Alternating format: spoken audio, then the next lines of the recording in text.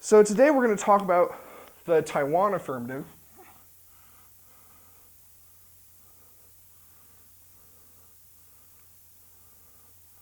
But before we get there, we need to review briefly the different parts of an affirmative.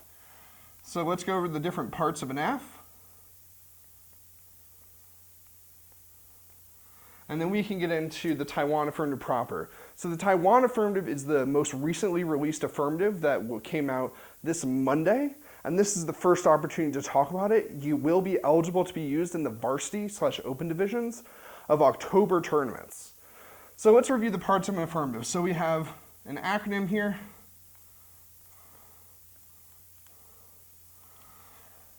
And in policy debate, we debate whether or not change is a good idea. And that starts with the plan, which is a policy proposal.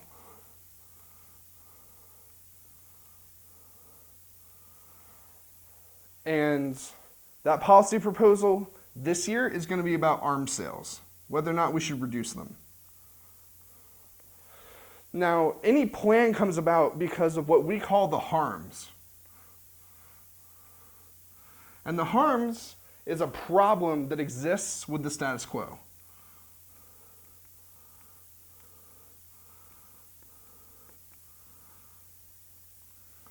So we have a problem that exists with the status quo. We proposed a plan to solve it. So the S stands for solvency. And solvency is how the plan, you guessed it, solves the problem. Now we have two additional letters here. So I stands for inherency. Inherency is what's happening now. It's a description of the status quo. Inherency is also called the barrier to change. Then we have S down at the bottom for ships. This is going to be significance. How big is the change?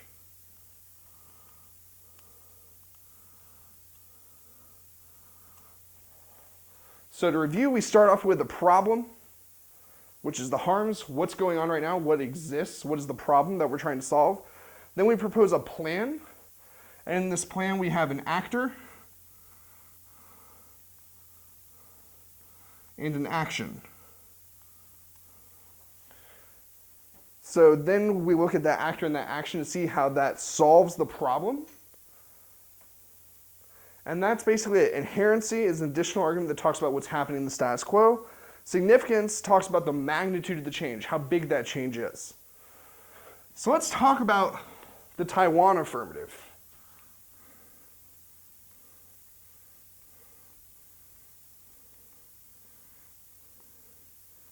And if you happen to have your packets, your evidence packets, now would be a good time to make sure you have those out, because I'm going to be going step by step through the pieces of evidence. So the plan is to end arms sales to the Republic of China. Now, for those of you who are really confused about, we're talking about Taiwan, the plan says end arms sales to the Republic of China. We need to go over a little bit of history before we go through the evidence. So, post-World War II, there's a Chinese Civil War. Now, this ends up being between the communists under Mao and the nationalists.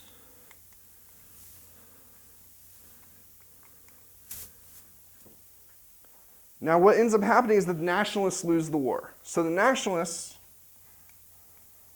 end up creating the Republic of China.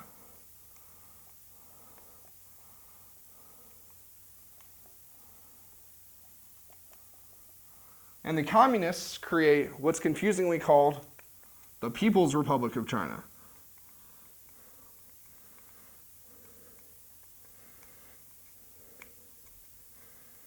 So China, the way you normally think of it, is the People's Republic of China. The Republic of China is what we call, in common everyday parlance, Taiwan. Now, why does this matter? It matters because the People's Republic of China has not accepted the outcome of the Civil War and continues to claim that the Republic of China, Taiwan, is part of the People's Republic of China. In other words, Taiwan wants to claim it's its own independent country. China says, no, that's not the case. So there's a lot of tension bound up in Chinese identity under what's called the One China policy.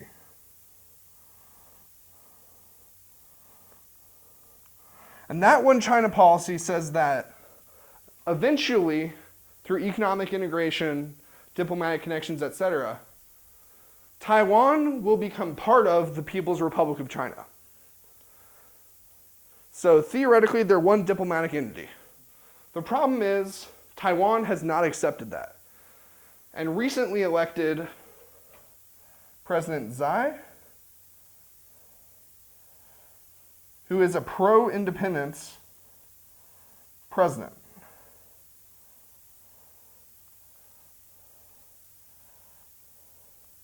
So in this conflict, the United States has historically backed Taiwan. China continues to do what China does and claims that Taiwan is part of China. So there's a lot of issues bound up with the failure to resolve the Chinese Civil War. So let's go through the different parts of the affirmative.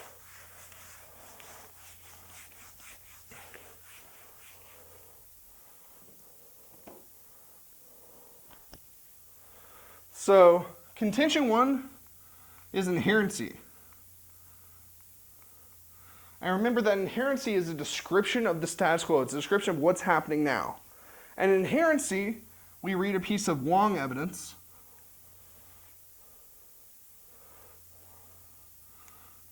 Who's a China affairs columnist.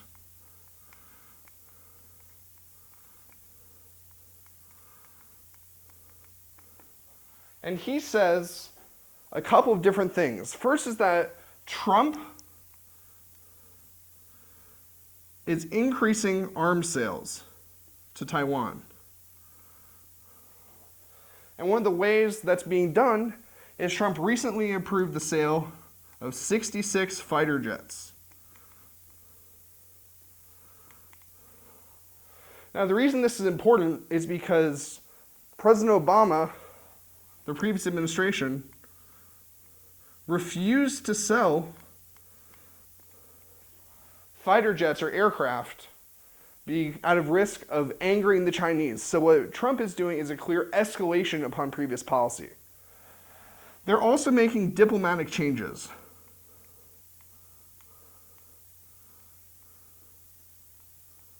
Previously, the evidence says we would sell to Taiwan on a one-off basis. That is to say, we would approve a deal would go through, and that would be it for 5 to 6 years. What Trump is doing is they're creating what the evidence calls a new normal, whereby arms transfers to Taiwan could become routine.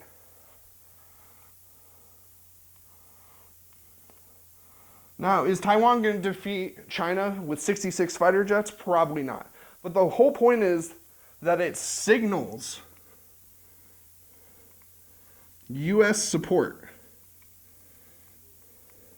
which risks antagonizing China.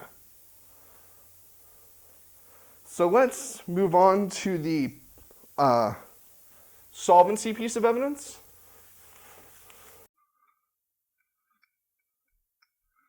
And here we have a piece of Al Jazeera evidence. And Al Jazeera is a Qatar-based news firm. Think of it like Reuters or the Associated Press. So why does that matter? So the Al Jazeera evidence quotes Chinese diplomats And it says a couple of things about China's response to these new arms sales. So China has demanded the deal be canceled.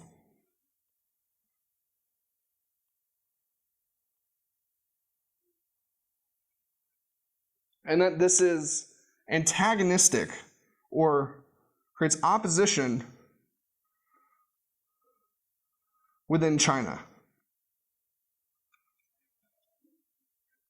So in terms of the relationship between the United States and China, because Taiwan is so core to Chinese identity, what ends up happening is we increase arms sales, and that signal of support for Taiwanese independence ends up creating a harm tangibly to the diplomatic relationship.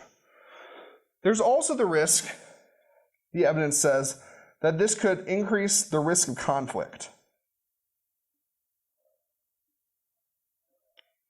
Why? Because one country is building up its military, the United States is selling weapons to Taiwan, which is in turn building up its military, and as a result, things aren't going particularly well. So it's those two arguments, that it harms relations and that it increases the risk of conflict, that we'll be going through as part of its relations, or as part of the advantages for this argument.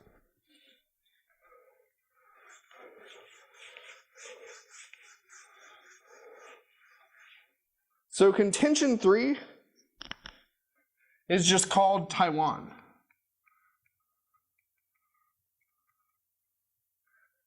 But when we're thinking about it in our heads, what we could call it is the USChina War argument. So there are a couple pieces of evidence in this contention. Let's start with the first piece of evidence, which is from the Japan Times,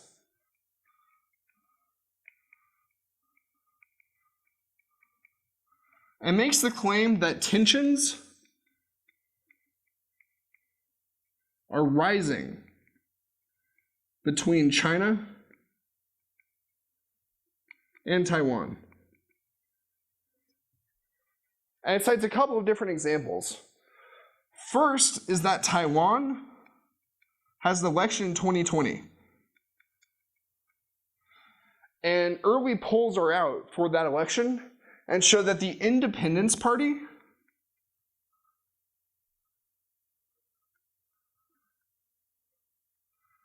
has a majority. Meaning that Taiwan is no longer content to say it's part of China and wink and nod to everyone else. Taiwan has an independence party that is gaining control of the island. And that, in turn, causes Beijing to increase pressure. Because Beijing is no longer willing to wait and hope that economic benefits and diplomacy can unify the two Chinas. Instead, Beijing is increasing its pressure. It's doing so diplomatically. So, for example, few countries recognize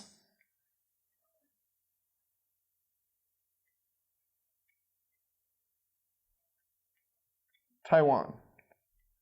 In fact, if you tried to go to the Taiwanese embassy in the United States, you would not find a Taiwanese embassy in the United States.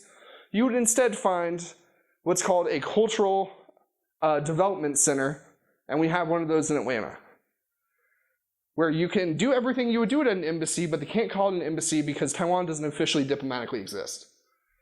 So what else we got? We have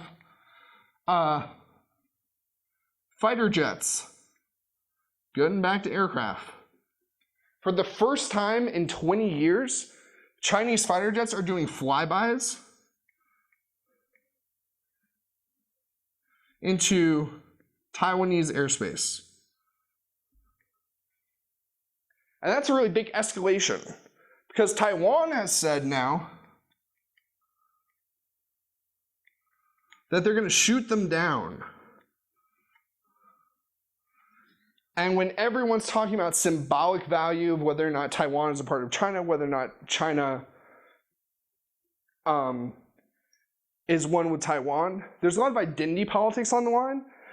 And as a result, if Taiwan starts shooting down China's aircraft, that could escalate tensions and cause the outbreak of conflict. So let's go through the rest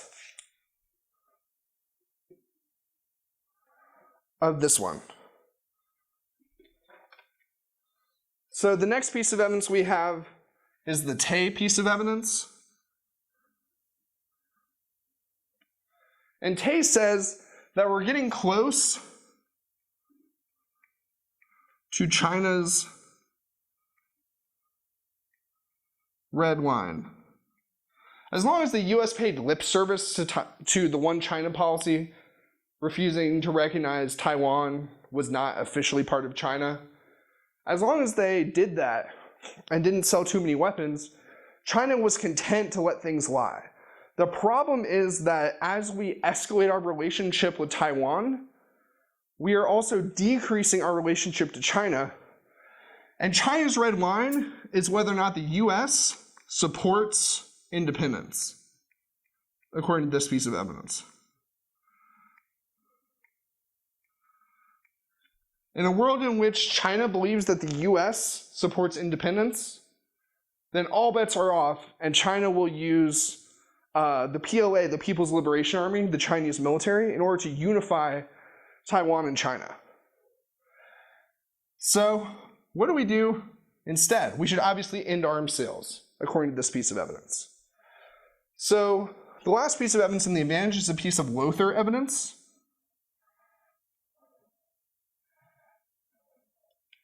It cites a report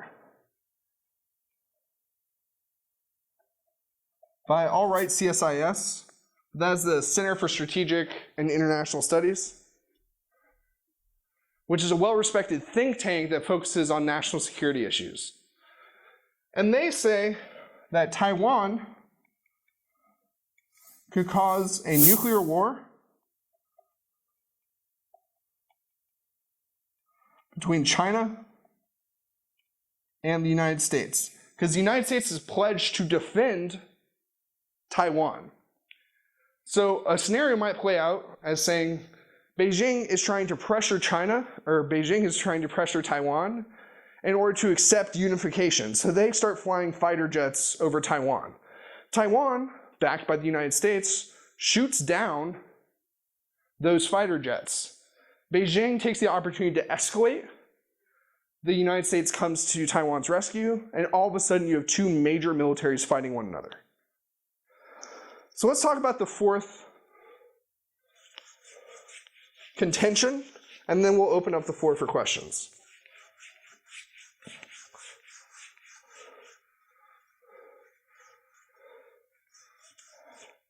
So contention 4 is the relations advantage.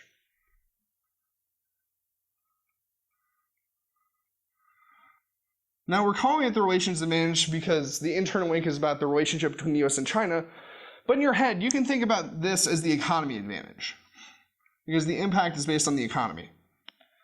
So we have a lot of pieces of evidence here. I'm going to go through them relatively quickly.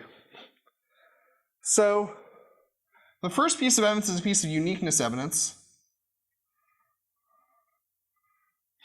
and it's from someone named Tianaki, who not coincidentally, and this is kind of important, is the Chinese ambassador to the United States. And a lot of our evidence here is going to cite foreign ministry officials, Chinese diplomats. And that's really important because we're talking about the relationship between the US and China. So obviously we should talk to the Chinese diplomats to tell us how it's going. And what Tianaki says is that currently relations are low, but they're going to weather the storm.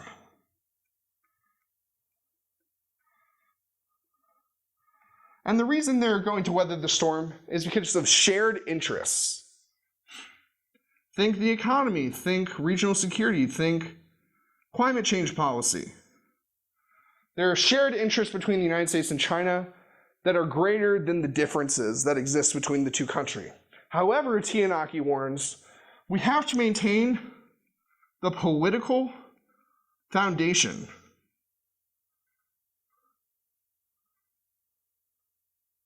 of the relationship. And what is that political foundation? Post-Civil War, the United States for a long time refused to recognize the People's Republic of China as a legitimate country. And when it did finally recognize the People's Republic of China, it instituted the One China policy, which says, even though they're distinct countries, they're both part of a broader China. And the problem with that is that the political foundation of the relationship involves Taiwan being part of China. So Tianaki is very clearly warning us, right? Saying that we have a lot of shared things that we can cooperate on, but that cooperation is contingent upon us recognizing that Taiwan and China are one and the same.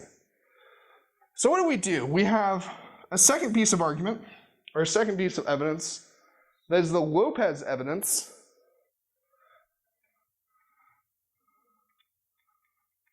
which says that Taiwan arms sales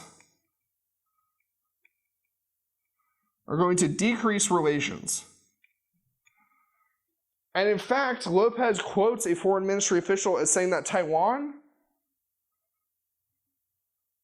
is the one thing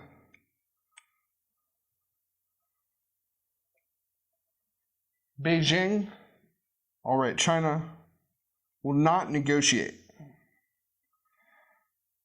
In other words, there's a lot of things that we can do to create a relationship between the US and China. There's a lot of avenues of cooperation.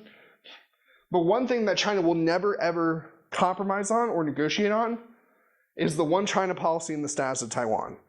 That means that particularly, and I'll spoil the impact scenario a little bit, particularly when you have negotiations ongoing to end the trade war, the last thing that Trump wants to do is to continue to destroy the relationship with China. So let's talk about the economy and what's going on. So the third piece of evidence is a piece of NIG evidence. And it's relatively recent, it's from September 6th, that says that in October, there are going to be negotiations to solve the trade war.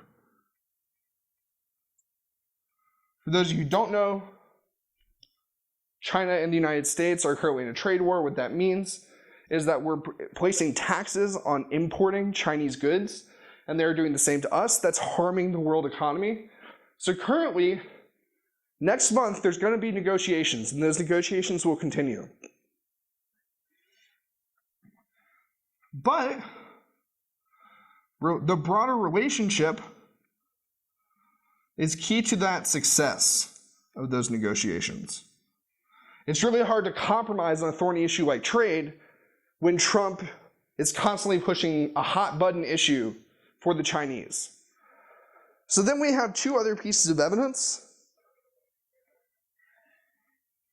Can't read my own handwriting, I believe this is Shabak. Makes a claim that the trade war is decreasing and harming the global economy. The reason that's the case is because in the interconnected globalized economy, we rely on importing and exporting goods in order to acquire goods and services, stuff like that.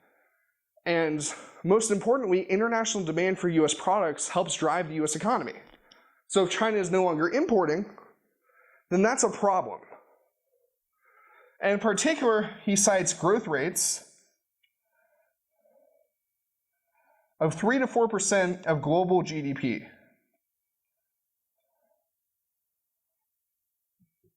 And really important for us, those are the same as before the 2008 recession. So current growth rates are declining internationally. Low international GDP growth leads to a prolonged recession. Why do we care? because of the court right evidence.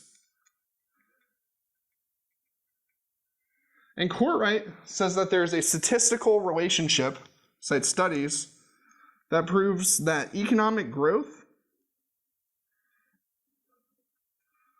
decreases the risk of conflict. And in fact, one of the quickest ways to achieve peace is through global interconnectedness and economic development. This evidence in particular is talking about developing countries.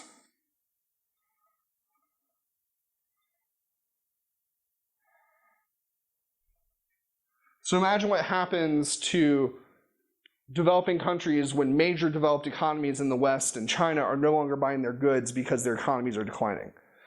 It spirals. It means that those countries are more prone to things like civil wars, which is not good. So to review, because we have a lot of pieces of evidence here, contention for is the US-China relations advantage. The Tianaki evidence provides a uniqueness claim that says that things are not going great right now, but we'll eventually get it together because of shared interests, as long as we preserve the political foundation of the relationship. The Lopez evidence says that Taiwan is the one thing that China will never compromise on. So as a result, continued arms sales will harm relations. The impact is the economy. We have 3 pieces of evidence here. The NIG evidence says that in October there's going to be negotiations to end the trade war, but we need to have broader relations with China in order for those to be successful.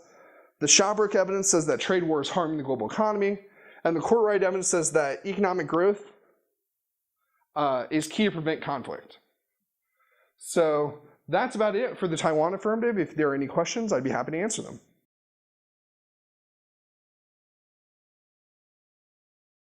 Can we use the manufacturing or Saudi Arabia relations DA to counter the Taiwan affirmative?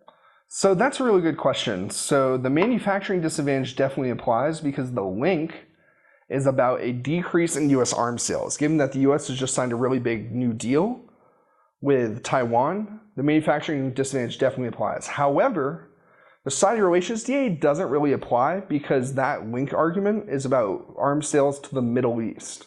We do have 2 disadvantages, though, that we've released to answer the Taiwan affirmative. Obviously, you can read manufacturing, but there's an alliances DA that says that US credibility and commitment to Taiwan is important to its relationships with other countries, and we need to maintain those diplomatic relationships in order to stop war. There's also an elections DA that says that the political calculus of the election in 2020 could change in a world in which Trump has a big political win from stopping arms sales. So unfortunately, you can't read the Saudi relations DA, but you can read the manufacturing disadvantage. So imagine what that would look like. So the impact is about US military power and its ability to mobilize and prevent great power conflict, right? So in that world, it's not a question of whether or not we're antagonizing China with arms sales to Taiwan. It's a question of whether or not we have a strong enough defense industrial sector to maintain a technological edge and deter China from attacking us. So that's a key distinction. It's not a question of do we have a strong relationship with China, it's can we deter China from attacking us and attacking our allies. So there's definitely some arguments to go back and forth. Same user, can we use either of the new DAs against the risk index affirmative? Yes, you can use the elections disadvantage against the risk index affirmative because the link on that says that ending arms sales would be incredibly popular domestically amongst the American voting population, and that could potentially hand Trump a win in the current political climate. So the link to manufacturing and elections are both based off of generically ending arms sales, and as a result, the link applies to both of the affirmatives. So you can read both. A typical 1NC that you could read in the varsity division might be the manufacturing DA, the elections DA, and the militarism critique, because all 3 of those positions would apply to both affirmatives. So maybe I'm not too good on the Saudi relations DA or the Taiwan alliances DA, That doesn't mean that I can't go ahead and have those positions prepared because they would apply to both affirmatives.